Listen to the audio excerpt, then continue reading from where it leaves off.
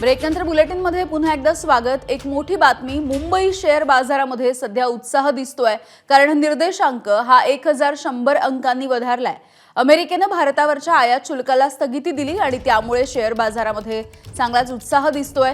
निफ्टीमध्ये 350 अंशांची वाढ झाली आहे, तर अमेरिकेमधले तिन्ही शेअर बाजार मात्र 2.5 ते 4.5% काहीशे घसरलेले दिसतायत।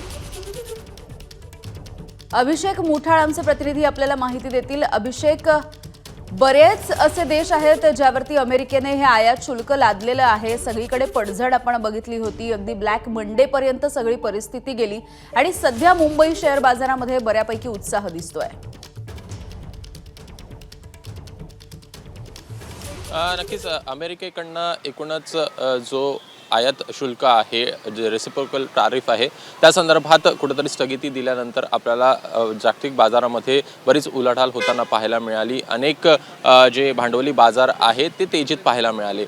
एकूणच गुरुवारी महावीर जयंतीची सुट्टी होती आणि त्यामुळे भारताची प्रतिक्रिया, भांडवली बाजाराची प्रतिक्रिया आपल्याला पाहायला मिळालेली नाही आणि आजच त्या संदर्भातली प्रतिक्रिया आपल्याला पाहायला मिळते आहे। एकूणच सेन्सेक्स पाहायचा तर 1100 अंकांहून अधिक वधारला आहे, तर निफ्टी देखील 380हून अधिक अंकांना आपल्याला उसळी घेतल्याचं पाहायला मिळतं आहे।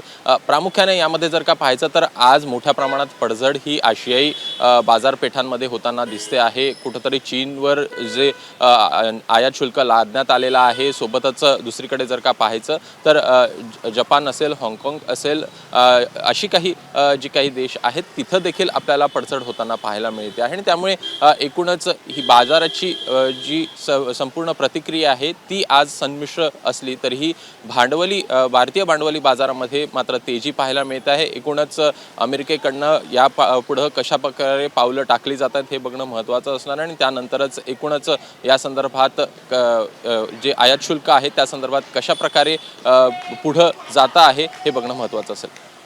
अगदी धन्यवाद अभिषेक माहितीसाठी।